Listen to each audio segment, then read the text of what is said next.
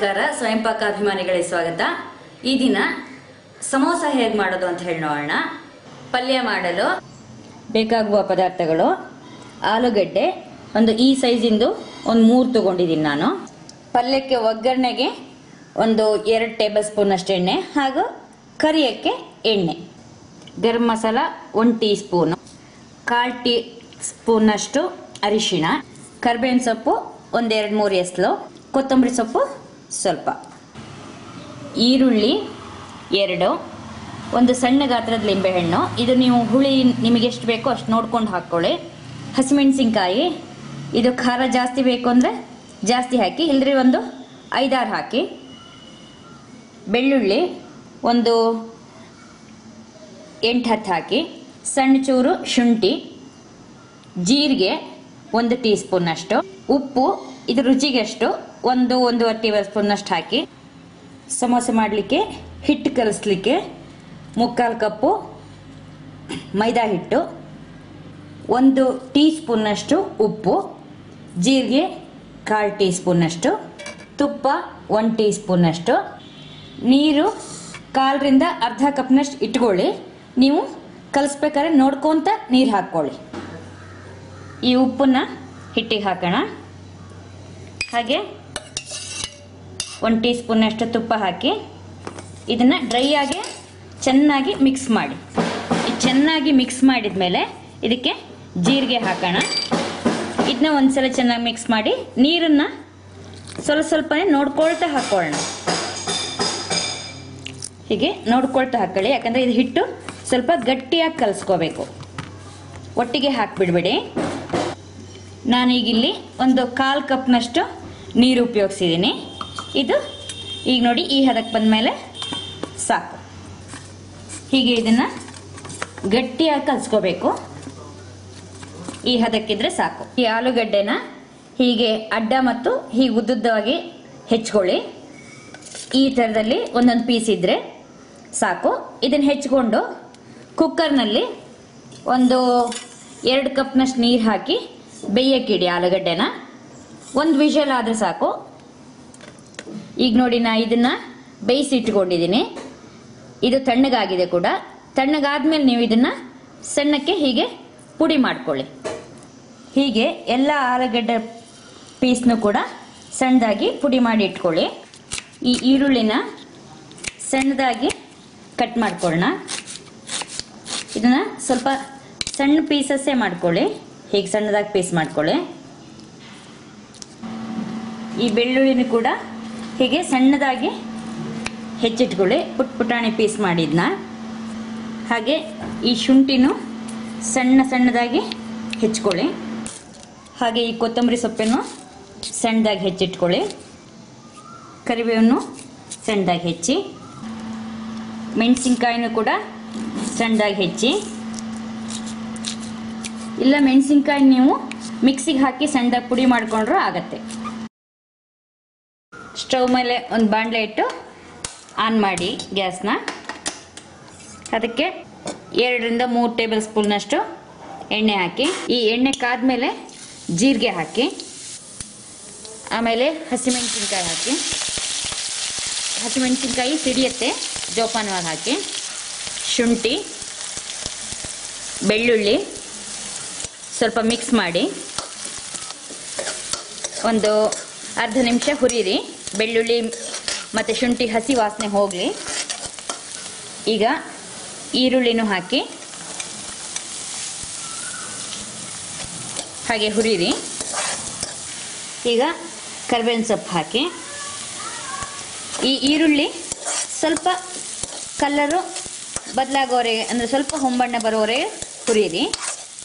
ಅಂದರೆ ಸುಮಾರು 2-3 ನಿಮಿಷದವರೆಗೆ ಹುರಿಯಿರಿ.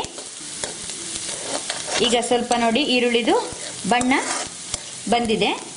ಈಗ ಅರಿಶಿನ ಹಾಕೋಣ. ಚೆನ್ನಾಗಿ ಮಿಕ್ಸ್ ಮಾಡಿದ ಮೇಲೆ ಈ ಆಲೂಗಡ್ಡೆ ಪೀಸ್ ಮಾಡಿ ಇಟ್ಕೊಂಡಿದ್ದು ಕೂಡ ಹಾಕೋಣ. ಅದಕ್ಕೆ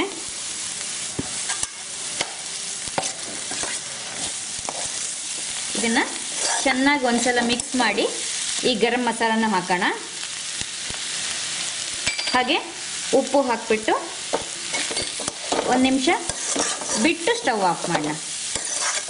ಸ್ಟವ್ ಆಫ್ ಮಾಡಿ ಕೊತ್ತಂಬರಿ ಸೊಪ್ಪು ಅದ್ರ ಮೇಲೆ ಹಾಕಿ ಮಿಕ್ಸ್ ಮಾಡಿ, ಇದಕ್ಕೆ ಲಿಂಬೆಹಣ್ಣಿನ ರಸ ಹಾಕಿಬಿಟ್ಟು ಒಂದ್ಸಲ ಎಲ್ಲ ಚೆನ್ನಾಗಿ ಮಿಕ್ಸ್ ಮಾಡಿ. ಈಗ ಪಲ್ಯ ರೆಡಿ ಆಗಿದೆ. ಈ ಹಿಟ್ಟು ಕಲಸಿದ್ದನ್ನು ಸಣ್ಣ ಸಣ್ಣ ಈ ಸೈಜಿನ ಉಂಡೆ ಮಾಡಿ ಇಟ್ಕೊಳ್ಳಿ. ಸ್ವಲ್ಪ ಪ್ರೆಸ್ ಮಾಡಿಬಿಟ್ಟು ಮೈದಾ ಹಿಟ್ಟಿನಲ್ಲೇ ಸ್ವಲ್ಪ ಡಿಪ್ ಮಾಡಿದ್ನ ಇದನ್ನ ಲಟ್ಟಿಸ್ಕೊಳ್ಳಿ. ತೆಳ್ಳಗೆ ಲಟ್ಟಿಸ್ಬೇಕು. ಇದಕ್ಕೆ ಹಿಟ್ಟಿನಲ್ಲಿ ಹಾಕೋತಾ ತೆಳ್ಳಗೆ ಲಟ್ಟಿಸಿ ಇದನ್ನ ಹೀಗೆ ಅರ್ಧಕ್ಕೆ ಕಟ್ ಮಾಡಿ ಇದನ್ನ ಎರಡನ್ನು ಬೇರೆ ಬೇರೆ ಮಾಡಿ ಈ ಅರ್ಧನ ತಗೊಂಡ್ಬಿಟ್ಟು ಇದನ್ನ ಈ ಥರ ಹೀಗೆ ಕೋನ್ ಶೇಪ್ನಲ್ಲಿ ಮಾಡಿ ಎಲ್ಲ ಕಡೆನೂ ಈ ಎಡ್ಜಸ್ನ ಪ್ರೆಸ್ ಮಾಡಿ, ನೀಟಾಗಿ ಪ್ರೆಸ್ ಮಾಡಬೇಕು, ಇಲ್ದಿದ್ರೆ ಓಪನ್ ಆಗುತ್ತೆ ನೋಡಿ. ಈಗ ಇದು ಕೋನ್ ಶೇಪ್ ಬಂದಿದೆ. ಈಗ ಇದ್ರ ಒಳಗೆ ನೀವು ಪಲ್ಯ ಮಾಡಿದ್ದನ್ನ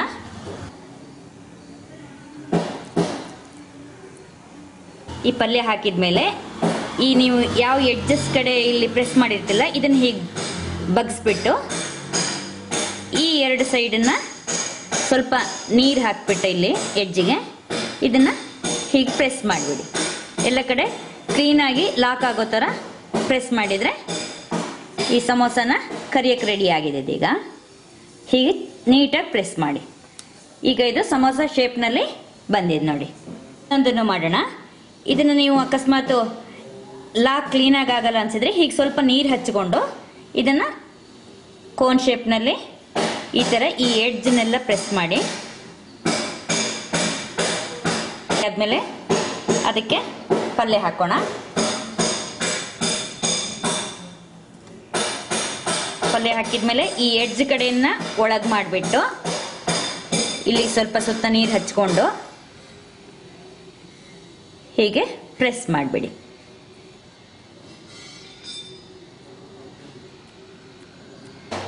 ಹಿಟ್ಟು ಕಲಸಿದ್ಮೇಲೆ ಒಂದು ಬಾಣಲೆನ ಸ್ಟವ್ ಮೇಲೆ ಇಟ್ಟು ಆನ್ ಮಾಡಿ ಅದಕ್ಕೆ ಸ್ವಲ್ಪ ಎಣ್ಣೆ ಹಾಕಿ ಕರಿಯಕ್ಕೆ ಎಷ್ಟು ಬೇಕೋ ಅಷ್ಟು ಎಣ್ಣೆ ಹಾಕ್ಕೊಳ್ಳಿ.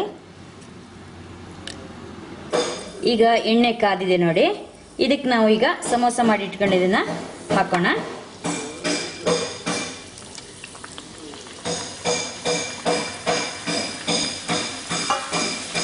ಸಮೋಸ ಮುಳುಗುವಷ್ಟು ಎಣ್ಣೆ ಇಟ್ಕೊಳ್ಳಿ. ಇದನ್ನ ಸ್ವಲ್ಪ ಮೀಡಿಯಂ ಊರಿನಲ್ಲೇ ಇಟ್ಕೊಳ್ಳಿ, ತೀರಾ ದೊಡ್ಡ ಊರಿನಲ್ಲಿ ಬೇಡ. 1 ನಿಮಿಷ ಬಿಟ್ಟು ಇದನ್ನ ತಿರ್ಸಿ ಹಾಕಿ.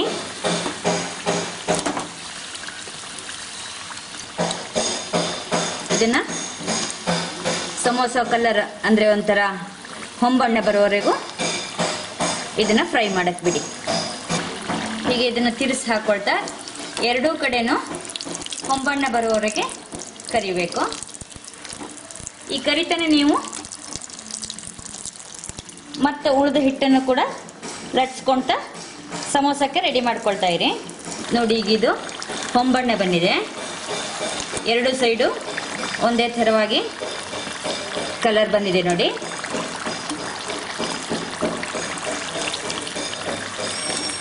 ಈ ಕಲರ್ ಬಂದ ತಕ್ಷಣ ನೀವು ಇದನ್ನ ಒಂದು ತೂತಿನ ಈ ಥರದ ಪಾತ್ರೆಗೆ ಇದನ್ನ ತೆಗೀರಿ.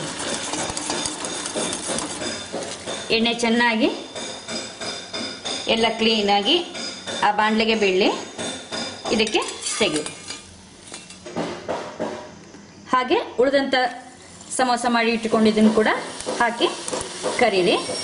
ನಿಮಗೆ ಒಟ್ಟಿಗೆ ಸಮೋಸನ ಒಂದೇ ಸಲ ಮಾಡಲಿಕ್ಕಾಗಲಿಲ್ಲ ಅಂದರೆ ನೀವು ಒಂದಷ್ಟು ಮಾಡಿ ಇಟ್ಕೊಂಡ್ಮೇಲೆ ಎಣ್ಣೆ ಕಾಯ್ಲಿಕ್ಕೆ ಇಟ್ಕೊಳ್ಳಿ, ಆವಾಗ ಸುಲಭ ಆಗತ್ತೆ ನಿಮಗೆ ಮಾಡಲಿಕ್ಕೆ.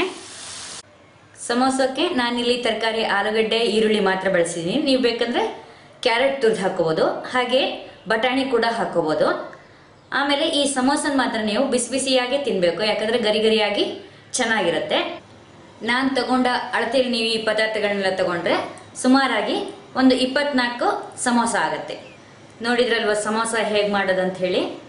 ಹೀಗೇನೆ ನೀವು ಕೂಡ ನಿಮ್ಮ ಮನೇಲಿ ಮಾಡಿಬಿಟ್ಟು ನಿಮ್ಮ ಅಭಿಪ್ರಾಯವನ್ನು ನಮಗೆ ತಿಳಿಸಿ. ನಮಸ್ಕಾರ.